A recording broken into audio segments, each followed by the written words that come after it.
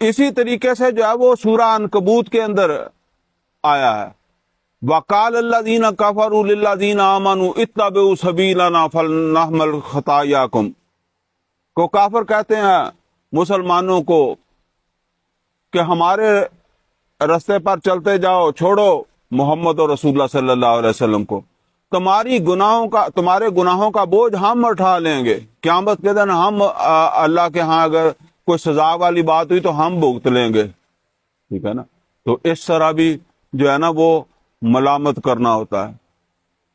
پھر بڑے پیار سے بھی ملامت کی جاتی ہے، دیکھو ایجنسیاں چک لیندیاں ہیں، یہ بھی ایک طریقہ ہی ہے نا یار، اتنا زیادہ کھل کر بات نہیں کرنی چاہیے، ٹھیک ہے نا۔